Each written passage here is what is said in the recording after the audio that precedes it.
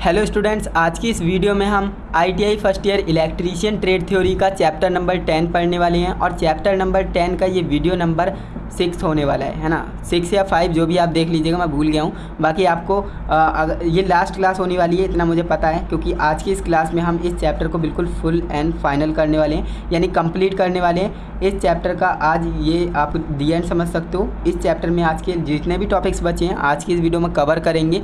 And अगर आपने previous videos को लास्ट क्लास को नहीं देखा है तो देख लीजिएगा, लिंक आपको मैंने डिस्क्रिप्शन बॉक्स में दे दिया है। प्लेलिस्ट ओपन करेंगे तो वहाँ पर आप जितनी भी क्लासेस मिस कर चुके हैं तो उन्हें आप देख करके कवर कर सकते हो।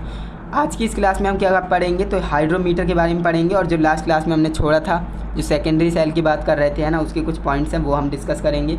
एंड स्थिर वोल्टेज क्या होता है, रेक्टिफायर की विधि क्या होती है, बूस्ट चार्जिंग क्या होती है, फ्लोट चार्जिंग क्या होती है, इन सारे टॉपिक्स के बारे में हम कवर करेंगे, जिससे कि आपके ये चैप्टर कंप्लीट हो जाएगा। तो इस वीडियो में एंड तक बने रहिएगा, जिससे कि आपका ये चैप्टर बिल्कुल कंप्लीटली कवर हो जाए। बाकी PDF कहाँ पर मिलेगी इस चैप्टर की तो वह मैं आपको वीडियो के लास्ट में बता दूंगा। बाकी काफ़ी स्टूडेंट्स जानते ही हैं। तो देखिए इस चैप्टर में आगे क्या था, इसमें पॉइंट्स है, ये 4 पॉइंट्स आपको ध्यान रखने हैं। इसमें धन प्लेट लेड परऑक्साइड की बनाई जाती है, जो गहरे चॉकलेटी भूरे रंग की होती है। और इसमें सेकंड हमारा पॉइंट है रेड प्लेट। सो अब देखिए ये जो पॉइंट है ये लास्ट क्लास से रिलेटेड है, तो अगर आपने लास्ट क्लास नहीं देखी तो आपको ये समझ में नहीं आएगा। जो लास्ट क्लास में देख करके स्टूडेंट्स आए हैं वो समझ रहे होंगे मैं क्या बता रहा हूँ, ये है ना। रेड प्लेट शुद्ध शीशे में बदल जाती है, जो स्लेटी रंग में बदल जाती है ना, इसे आप ध्यान रखेंगे। इसके बाद पानी में प्रयोग करने से तेजाब की जो विशिष्ट जो मुक्ता होती है यहाँ पर मुक्ता होगी, बढ़ जाएगी, है ना।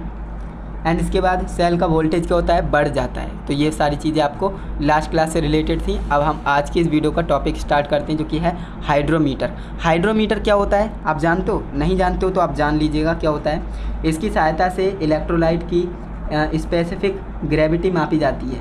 इसकी सहायता से क्या करते हैं, इलेक्ट्रोलाइट जो होता है ना उसकी स्पेसिफिक ग्रेविटी मापी जाती है।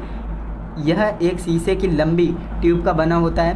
ट्यूब का जो मुंह होता है वो बंद होता है यह, तथा इस ट्यूब पर स्पेसिफिक ग्रेविटी का स्केल अंकित होता है ना। इस पे स्केल बने होते हैं कि कितनी ग्रेविटी है, स्पेसिफिक ग्रेविटी है ना, उसका स्केल अंकित होता है। बल्ब को जो बल्ब होता है उसको जो है भारी करने के लिए इसमें कुछ लेड के छिर्रे जो होते हैं ना वो रखे जाते हैं। इनका नीचे का हिस्सा क्या होता है, पतले रबर, व ऊपर का हिस्सा रबर बॉल से कवर होता है। यानी नीचे का हिस्सा पतले रबर और ऊपर का हिस्सा जो है रबर बॉल से कवर होता है।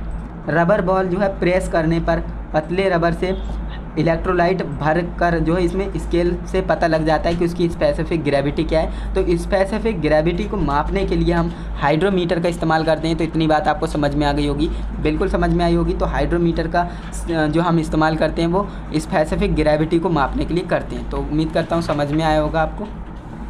इसके बाद गैसिंग। गैसिंग क्या होता है, जब सेल पूरी तरह से जो चार्ज हो जाता है। मान लीजिए आपका सेल पूरी तरह से चार्ज हो गया तो उसकी रेड प्लेट से हाइड्रोजन तथा धन प्लेट से ऑक्सीजन स्वतंत्र रूप से निकलती आरंभ हो जाती है, यानी निकलना आरंभ हो जाती है। इस समय सेल को सप्लाई नहीं देना चाहिए, है ना। अगर इस टाइम पर आप सप्लाई देंगे तो हो सकता है आपकी बैटरी भी फट जाए, क्योंकि वहाँ पर जो है गैस रिलीज होने का मौका देना चाहिए, है ना, जो कि ऑक्सीजन स्वतंत्र रूप से निकल रही है ना, और हाइड्रोजन गैस धन प्लेट से रिलीज हो रही है ना। तो रिलीज होने देना चाहिए, और इस प्रोसेस को क्या कहते हैं, गैसिंग कहते हैं, है ना।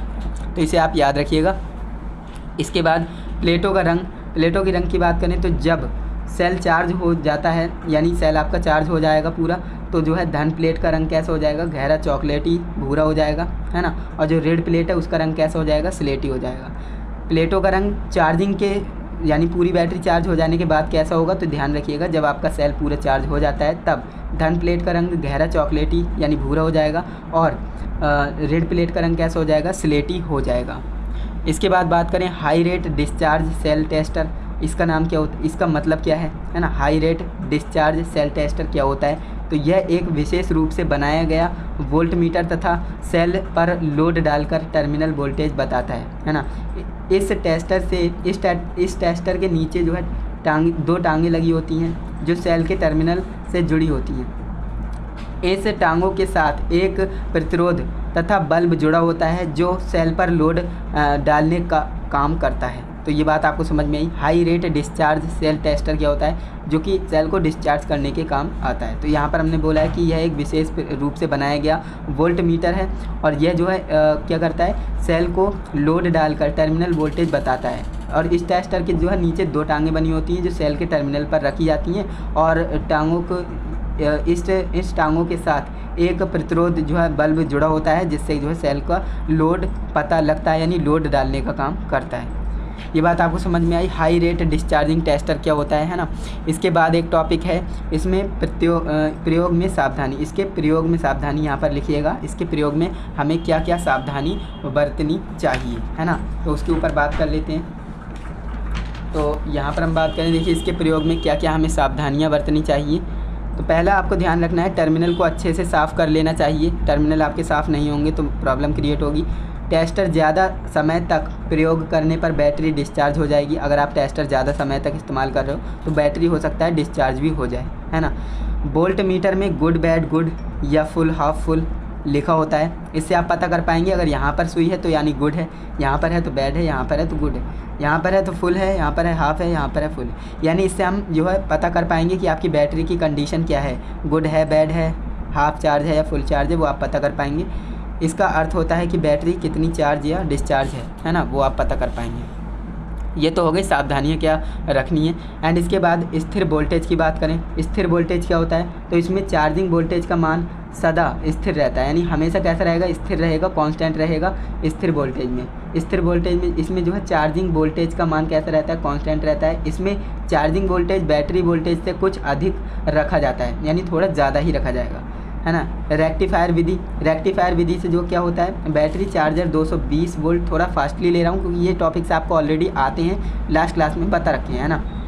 बैटरी चार्जर 230 वोल्ट को 6 वोल्ट, 12 वोल्ट और 24 वोल्ट में बदल कर चार्ज करता है। यानी रेक्टिफायर विधि से हम बैटरी चार्ज कैसे करते हैं, तो 220 वोल्ट आपके आते हैं, रेक्टिफायर उसे क्या करता है 6 वोल्ट, 12 और 24 वोल्ट में कन्वर्ट करके आपकी बैटरी को क्या कर देता है, चार्ज कर देता है। बूस्ट चार्जिंग क्या होती है, इस विधि में विशेष प्रकार के डायनमो का प्रयोग करते हैं जो कि बूस्ट चार्जिंग, बूस्ट मतलब एकदम से चार्ज आपकी बैटरी को कर देगा, तो उसे हम बूस्ट चार्जिंग कहते हैं। फ्लोट चार्जिंग किसे कहते हैं, तो इसमें बैटरी सप्लाई के साथ जुड़ी रहती है, यानी इसमें बैटरी क्या होगी, सप्लाई के साथ जुड़ी रहेगी तथा इसमें अपने आप जो है चार्ज या डिस्चार्ज होती रहती है, यानी फ्लोट चार्जिंग उसे कहते हैं। यानी आपकी जो बैटरी है सप्लाई के साथ जो जुड़ी हुई होगी और अपने आप जो है चार्ज या डिस्चार्ज होती रहेगी, तो उसे हम फ्लोट चार्जिंग कहते हैं। इसके बाद सेलों का संयोजन के ऊपर बात कर लेते हैं, ये इस चैप्टर का टॉपिक है। हालांकि आगे और चैप्टर हैं उनमें भी कवर किया गया है इस टॉपिक को, हम पढ़ लेते हैं। बाकी श्रेणी क्रम, समांतर क्रम और मिश्रित क्रम, ये 3 क्रम ही होते हैं, है ना। तो इनके बारे में पढ़ लेते हैं, सेलों का संयोजन किस तरह से होता है। तो श्रेणी क्रम में क्या होता है, जब ज़्यादा EMF या वोल्टेज की ज़रूरत होती है तो सेलों को हम श्रेणी क्रम में जोड़ते हैं। ध्यान रखिएगा, जब हमें ज़्यादा EMF चाहिए होगा तो हम सेलों को किस में जोड़ेंगे, श्रेणी में यानी सीरीज में जोड़ेंगे। इसे एक सेल के ऋण टर्मिनल को दूसरे सेल के धन टर्मिनल से जोड़ते हैं। इस तरह से हम जोड़ते चले जाएंगे, है ना। तो ये हमारा क्या होता है, श्रेणी क्रम होता है। समांतर क्रम में क्या होता है, इस विधि में अगर हमें सेलों का टर्मिनल एक ओर और ऋण टर्मिनल एक ओर, यानी पॉजिटिव वाले वायर एक तरफ कर दें सभी सेलों के और सभी सेलों के ऋण वाले जो नेगेटिव वायर हैं वो एक तरफ कर दें सबके, तो ऐसे में क्या होगा, ऐसे में हमारा जो है संयोजन होगा वो समांतर क्रम होगा। जब हमें कम EMF या वोल्टेज की ज़रूरत होती है तब हम सेलों को समांतर क्रम में जोड़ते हैं। इस बात को आप ध्यान रखेंगे। हो सकता है आपसे प्रैक्टिकल या बाय में पूछ ले कि आप अगर आपके पास 4 या 5 सेल हैं तो अगर आपको EMF कम चाहिए तो आप किस कॉम्बिनेशन का सिलेक्शन करेंगे, तो आप पैरेलल का सिलेक्शन करेंगे। अगर आपको ज़्यादा EMF चाहिए तो आप किसका इस्तेमाल करेंगे, तो आप श्रेणी क्रम का सीरीज कॉम्बिनेशन को प्रेफर करेंगे। एंड इसके बाद मिश्रित क्रम क्या होता है, तो इस विधि में सेलों का समांतर क्रम तथा श्रेणी क्रम दोनों में जोड़ा जाता है ना, इस तरह से होता है। तो ये सारे के सारे टॉपिक्स थे जो कि आज की इस वीडियो में कवर किए हैं। बाकी एक बार बता देते हैं इस चैप्टर में हमने क्या क्या पढ़ लिया है, जो कि हमारी वीडियो लास्ट हो चुकी है एंड चैप्टर भी हमारा क्लोज हो चुका है। इसके बाद हम नया चैप्टर स्टार्ट करेंगे जो कि 11वां नंबर हमारा चैप्टर होने वाला है। सेल बैटरी आपका चैप्टर पूरा कंप्लीट हो गया है। यहाँ पर आप देख सकते हैं हमने लास्ट क्लास में जो सेकेंडरी सेल पढ़ रहे थे उसके पॉइंट्स पढ़े। हाइड्रोमीटर के बारे में पढ़ा, हाइड्रोमीटर क्या होता है ना। गैसिंग पढ़ा, गैसिंग क्या होता है। एंड इसके बाद प्लेटों का रंग कैसा हो जाता है चार्ज होने के बाद। High rating discharge cell tester क्या होता है ना। और इसके प्रयोग में क्या क्या सावधानियाँ रखनी है वो मैंने आपको बताया। है ना। यहाँ पर देख सकते हैं इसके प्रयोग में क्या क्या सावधानी रखनी है। स्थिर वोल्टेज क्या होता है, रेक्टिफायर विधि क्या होती है, बूस्ट चार्जिंग क्या होती है, फ्लोट चार्जिंग क्या होती है, इनके बारे में पढ़ा। और लास्ट में हमने पढ़ा सेलों का संयोजन क्या होता है, श्रेणी क्रम, समांतर क्रम और मिश्रित क्रम कैसे हम करते हैं, इनका संयोजन, है ना। तो वो सारी चीज़ें आपको अच्छे से समझ में आई होंगी, ऐसा मैं उम्मीद करता हूँ। बाकी ये सारे टॉपिक्स आपको समझ में आ गए होंगे। एंड इस तरह से आपका ये चैप्टर नंबर 10 कम्प्लीटली कवर हो जाता है। जितना भी कंसेप्ट था सारा का सारा मैंने बता दिया है। एंड अगर आपको वीडियो अच्छी लगी है, पूरा चैप्टर पढ़ने में मज़ा आया है, तो एक बार वीडियो के कमेंट बॉक्स में कमेंट में फीडबैक ज़रूर दीजिएगा, जिससे कि हम और ज़्यादा मोटिवेट हों इसी तरह से पढ़ाने के लिए। बाकी अगर आपको वीडियो समझ में आती है, अपने दोस्तों को भी भेज देना, जिससे कि उनका भी फ़ायदा हो सके, है ना। शेयर कर देना वीडियोस को। चैनल से जुड़ जाइए अगर आप अगला चैप्टर भी पढ़ना चाहते हो। अगले चैप्टर को जल्द ही स्टार्ट करने वाले हैं, है ना। 1-2 दिन में आपको वीडियो देखने को मिलेगी, तो चैनल से जुड़ जाइएगा। बाकी वीडियो को लाइक करके ही जाइएगा। हम मिलते हैं नेक्स्ट चैप्टर के साथ। तब तक के लिए जय हिंद, वंदे मातरम।